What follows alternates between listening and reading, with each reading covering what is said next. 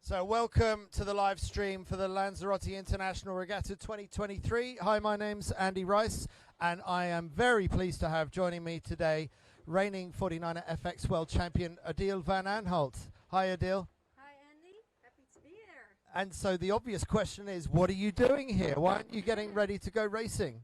Yeah, so we're still a bit in the training period of the winter. So we registered for the regatta, but in the end we chose to get some training in instead. So now I get to be here this afternoon. Well, I'm very honoured to have you here, and I hope you're excited to be here. But I'm thinking these are amazing conditions. We are just about to watch the start of the 470 mixed medal race. So we got the top 10 teams in the 470. They're just coming into the final minute before the start. And Adil, I see a lot of boats a long way off the line. It looks to me like there's going to be quite a few going for the port tack start here. Yeah, so it looks pretty windy. We've got about 18 knots, gusting even higher, and quite a choppy sea state. So I think if you can get a clear start of the line, you're happy. But yeah, mixed fleet, I think. We'll see what happens. A lot of different tactics going on here, and the Swedes, Sweden 349, keep an eye out for them because they are wearing the yellow bibs and they have a good points gap to go ahead and win the gold medal. But it looks like the Swedes are going to go for a port tack start. And closest to our committee boat, we're on board the committee boat, Adil and me, and it's France 72, the young French team that are one of the closest. Germany 13 just tacking at the last moment. It's going to be a clear start by the look of it, and it's a great start off the pin end by the Israeli team. As I say that, they've pushed it a little bit too close, and it's an even better start for Germany 10, the reigning world champions, with a great port tack start by Italy 5, blasting out to the right-hand side. And right near the committee boat, it's Sweden 349, the current yellow bib wearers, looking to win the gold medal against the likes of ESP 44. That's Jordi Jamar and Nora Brugman from Spain, also starting on a very fast port tack start, but an absolute flyer of a start by Italy 5 right now, Adil. Who would you want to be, Adil, on the race course as we see things? I have to say, Italy looks pretty good. They've got a clear, fast lane towards the right, and seems like they're sailing the higher tack at the moment. But it's also quite interesting to see Spain 18 heading out towards the left side. The other side, then there are two competitors. They're the Swedish and the other Spanish. So yeah, bold move. Let's see how that plans out.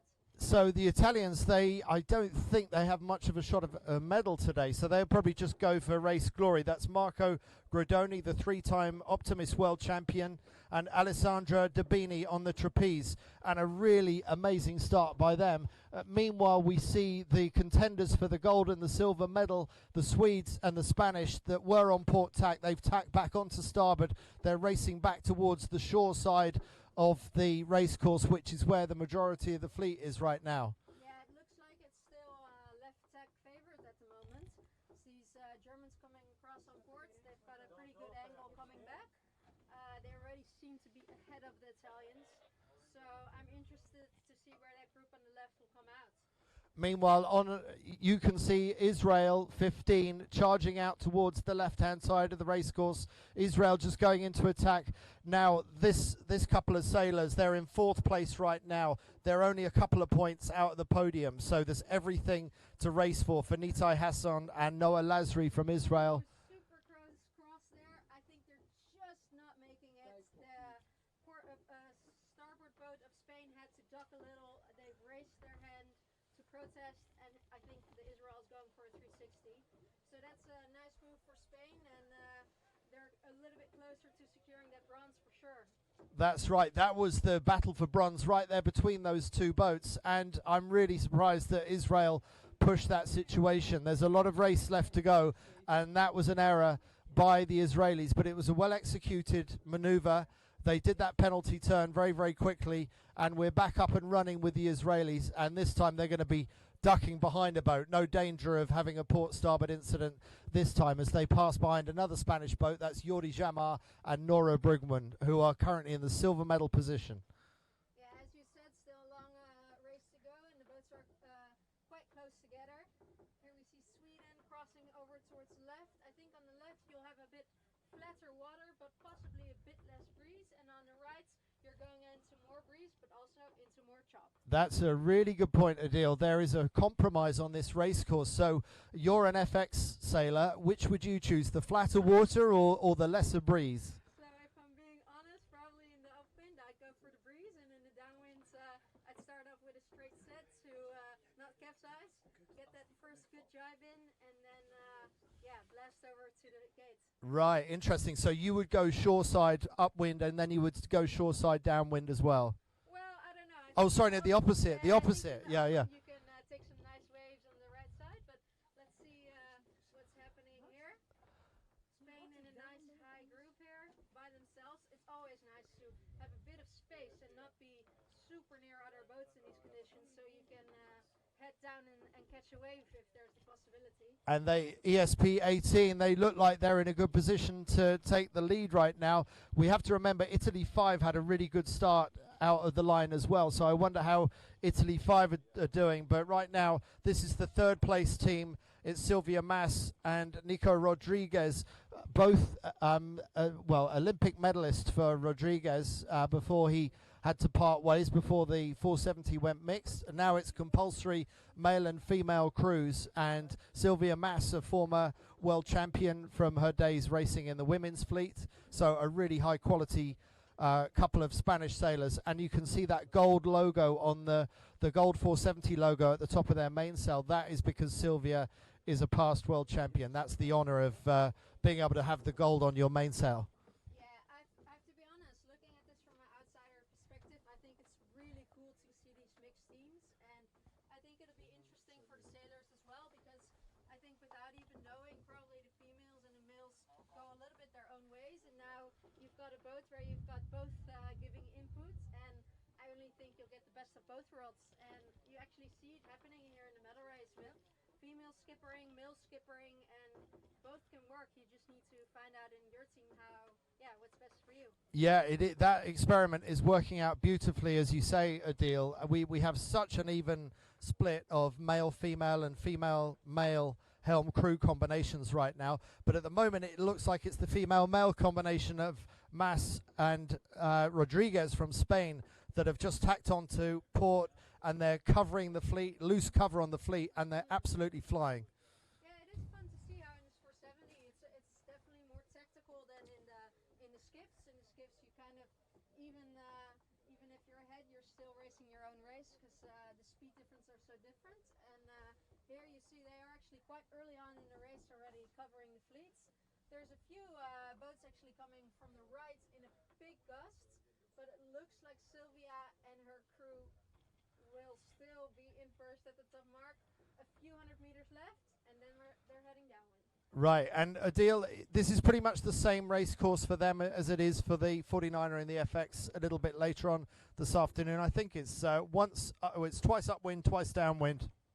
And then the only difference for the 470s is it's a short reach across the breeze to the finish. So there's often some high-speed action right at the end with that short reach to the finish. Yeah, it's great. And the fun thing about these boats is that they're a little bit more manageable in breeze and waves, and that means that they're actually still pushing the boat 100, even 110%. So it's super cool to see these sailors. And also the past few days, you saw them rocking out in the waves when we weren't able to anymore. So big props to them. Here comes the first mark. Yeah, so call them round for me, Adil. I'm just going to punch in the numbers. Spanish 18 at first. You're testing my eyesight here, Andy. I'm not so sure. They're all very close together. I think it's a German boat in second. It'll be interesting to see which one, because Winkle, they still got a shot at the medal, but that all depends on how Sweden and Spain 44 are doing, because if they don't have a horrible race, they'll have gold and silver. That's right. I mean, there is a theoretical possibility that Spain could get gold and silver, and Sweden. Actually, no. Let me just check that. Yeah, so if Spain 18 wins this race, and Sweden gets 9th, and Spain gets 10th, the other Spanish boats, then they've still got a shot at gold. So that's their shot. They're giving it their all. It depends on the others. They don't have it fully in their own hands, but they're doing everything they can to make it happen.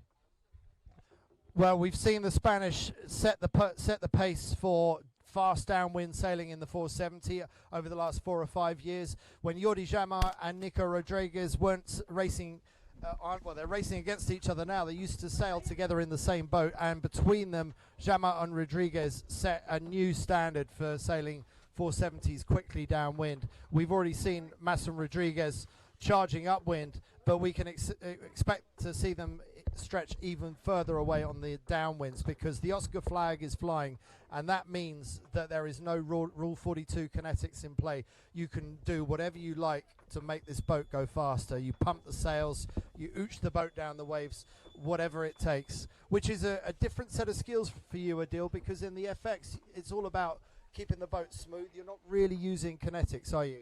Yeah, a little bit maybe, but we also have a lot of trimming possibilities, and I don't know, we're also quite far out on the wire, so you also want to keep both of you there and not in the water.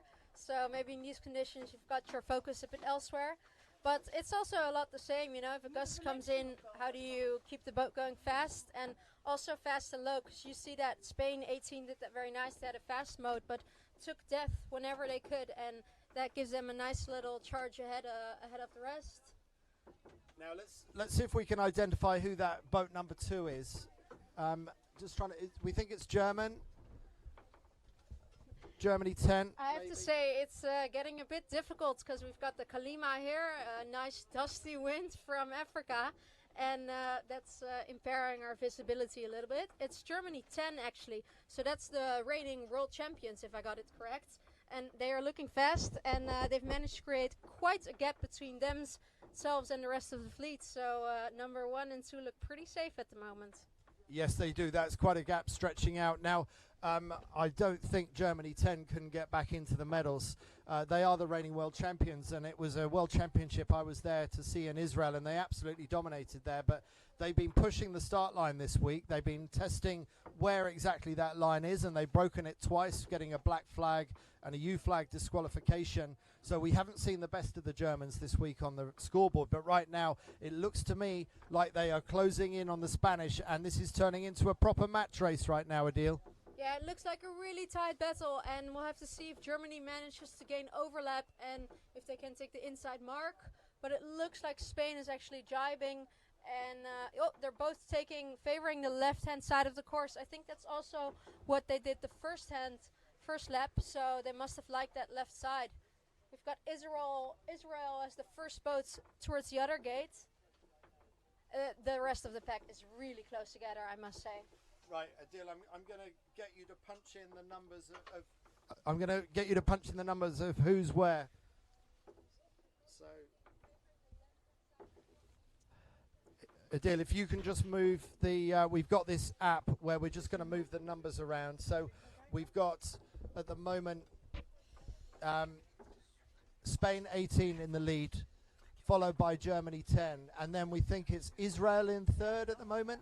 It looks like it. That's an amazing comeback for Israel, considering they had to do that penalty turn after that port starboard incident.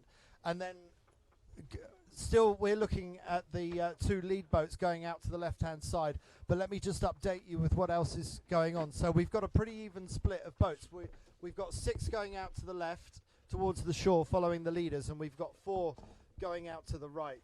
So Adil, these are how are things looking? ESP 18 is leading. They started the day in bronze medal position. How are they looking now? So right now, if they can keep it like this, they'll be in second, and they're only 1 point ahead of Spain 44, who are right now in about 8th position. So either Spain 44 needs to climb up, or we'll see a change in the leaderboards. Sweden, even though they're not having their best race ever, they're still clinching onto the gold medal. And Israel in third place. They must be close to the medals. How are they getting on? They're in third place in this race right now. How close do they need to get to that medal?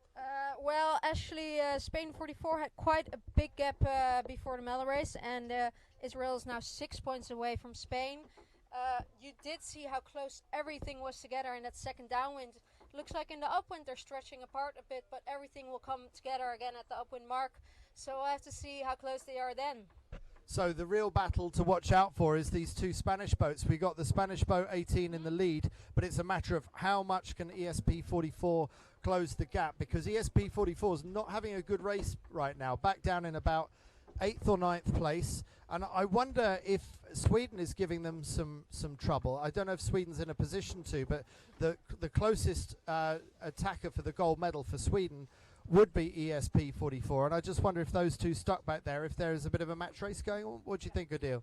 Yeah, it could be. If I'd be honest, if it was me, I'd just be focused on keeping my gold medal and having a good race myself. But it's also a nice opportunity to practice your match racing skills. It's, you know, it's not a big event yet. A lot of people see it as a training event, so why not try it out? Yeah, and actually there's not a lot of opportunities in the 2023 season to use events as test regattas. So this has been a very popular regatta for people trying out different things. For example, your boyfriend Bart Lambrieux and Floris van der Werken, the reigning world champions in the 49er, an amazing story, we'll come back to that later. They've not had a great week, but that's maybe because they've been testing their midline starting and some of the things there they don't practice so much, right? Yeah, exactly. So I know that they're still very much in their winter period. We're just trying to work on skills and not so much execution yet. And latest point on the agenda was the midline starts. And I know they have a little bit of trouble with that, but it's a great opportunity to practice in a big fleet, because I think we had most of the top boats of the whole fleet were actually here. So yeah, good opportunity to get really close cross here. Let's zoom back into racing for a second. So that cross, who do we see then? That was just saw Spain 18 crossing just in front of, I think, Israel, tight Germany. So that's a more of an attack from Germany 10, the reigning world champions. Will Germany pull back some pride this week after a fairly lackluster week for Louise Vancer and Philippe Autenrieth? Will they be able to go on, get ahead of Spain 18 and win the medal race? And if they do beat Spain 18, then what effect will that have on the outcome of the silver and bronze medal? Because right now the battle to watch is the battle for silver and bronze between the two Spanish boats. Yeah, so if Germany manages to sneak ahead, then Sweden have got back their gold medal. So well, it's very interesting to see. So Germany and Spain in the battle in picture right now. And it's Spain to windward at the bottom of your picture, and to the left of your picture it's Germany 10. So it looks like Spain has got the advantage back over Germany 10. Now another question for you, Adil. Philippe Autenrieth, the crew in the World Championship winning boat, never wears shoes. He sails barefoot. I know, that was my reaction. So what do you reckon to that? What's the upside of sailing without shoes? Well, I think the upside is that you'll get a really good feeling of the boats. I mean, there's literally nothing between you and the boat, so you'll feel every little bit of pressure coming in. So I can definitely see how that's nice as a crew. If he's not cold and he can keep his toes safe, I say good for him. Well, he's not the first to have done it. Kevin Burnham won the gold medal in Athens 2004 at the age of 47 and still couldn't afford a pair of shoes. And Hamish Wilcox won 3 world championships in the 470. I think Burling and Chuk used to go barefoot in light winds in the 49ers. So there's something going on here. So meanwhile, we've got ESP 18 still leading ahead of Germany 10. And Israel also doing well. An amazing comeback for Israel, considering they had that penalty earlier on. But out to the right-hand side of the race course, we got Germany 13. We haven't said much about them, but that is the husband and wife team, the Winkels. Do you know the Winkels, Adil? Well, no, but that sounds epic. Wow. Maybe you and Bart will sail the 470 together one day. The two reigning 49er and FX world champions. Maybe you get into a boat together, or would that put too much stress on the relationship, do you think?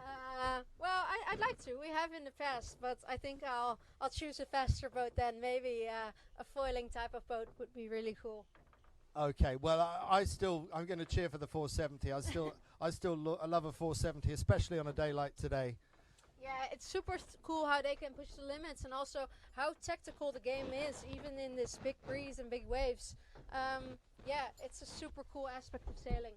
So you can see, or what you can't see is because of the Saharan wind and this Kalima dust that's blowing from the Saharan desert 60 miles away from here in the Canary Islands. Really, really hazy. And around the top mark, it's the Spanish go round in the lead, followed by Germany 10, the reigning world champions. So the match race continues.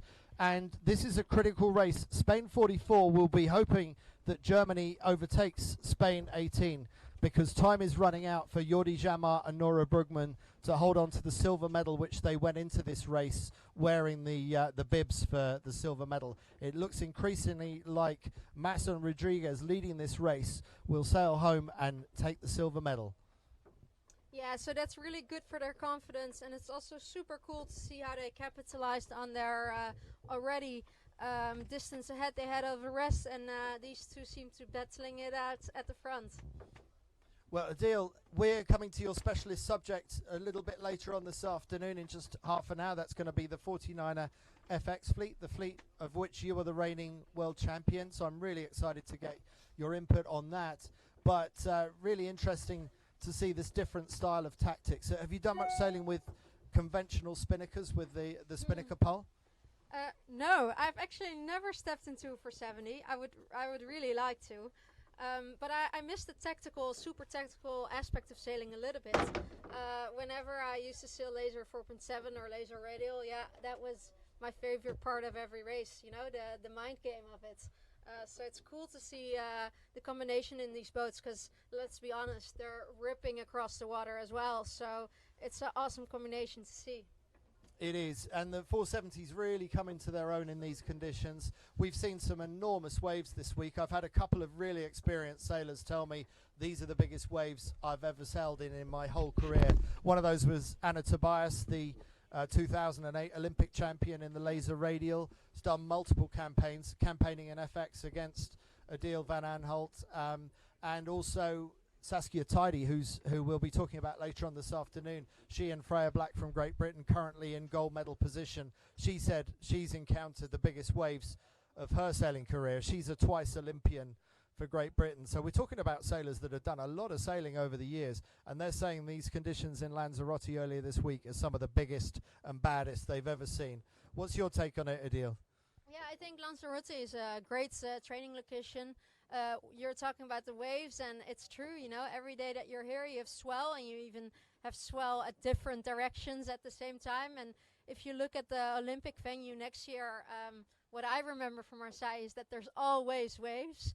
So no matter if there's light breeze or heavy breeze, you want to be able to keep the boat fast in those waves, and also keep your head out because you're working so hard inside the boat to make the boat go fast. But Marseille is a lot of offshore sailing, so you'll still need to keep your head out and be able to race your race.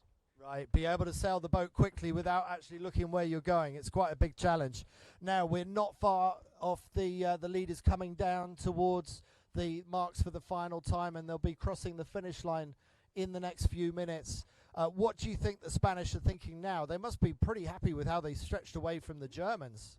Yeah, for sure. And also, I mean, it wasn't in their control anymore before the medal race.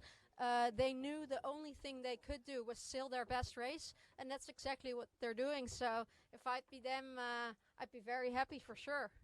And to be stretching away from the world champions and showing them a clean pair of heels downwind. Well, I said earlier about how good the Spanish are in these wavy conditions, sailing 470s quickly downwind. Well, that's exactly what Masson Rodriguez are proving right now.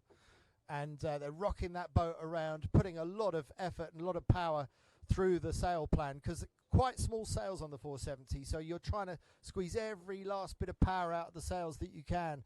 But they're coming down very close now towards the finish. Not much left for them to do. They're going to round up onto the reach, across to the finish, a power reach. They just get onto that reach now, and they have got at least 5 or 6 boat lengths between them and the boat behind. So this is ESP 18. Mas and Rodriguez win the medal race here at Lanzarote International Regatta, our first of 3 winners that we'll see this afternoon, closely followed by Germany 10, the reigning world champions, Louise Vancer and Philip Autenrieth, the barefooted Philip Autenrieth that we talked about earlier. And then it's a big gap back to the next few, And who do we have coming next? It's Italy 5, who had the best start of anybody in the fleet.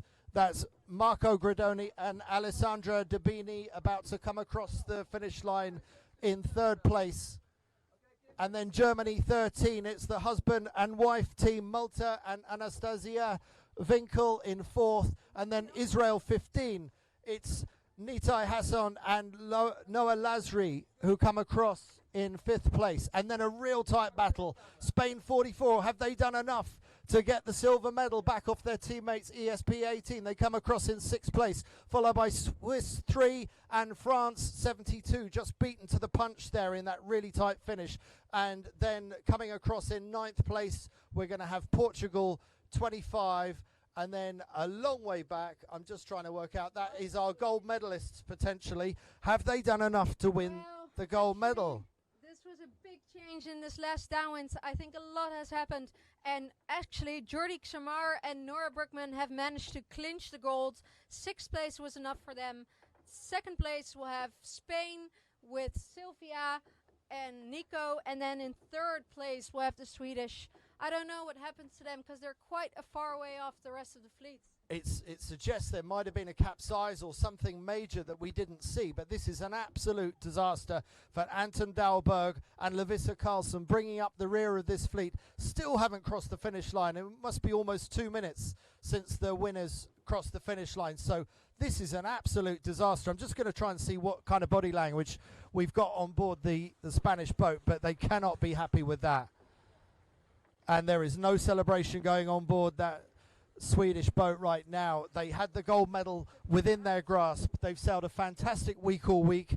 And to end up with the bronze medal, well, it's going to feel like they've ended up with nothing at all, really, Odile. Yeah, I mean, I hope they're not too focused on it. As I said, a lot of people are still treating this as a training regatta, and they'll probably have super valuable lessons from this medal race. They already started a little bit in the back at the start, so maybe that's something to look at in the future. And it's always hard mentally to get back in a medal race like that, so I think valuable lessons for them, and hopefully they can take a lot of positives from it. Well, there you have it. You have Spain 44 winning the gold out of nowhere. I mean, a fantastic final run. Spain 18, winners of that race, was enough to give them the silver medal, and then bronze medal to the Swedes, Anton Dahlberg and Lovisa Carlson. So a really exciting first medal race. We will be back to you in a few minutes' time, about half an hour from now, maybe a little bit less. That's when we're going to get on to Odile van Aanholt specialist subject, the 49er FX medal race. See you then.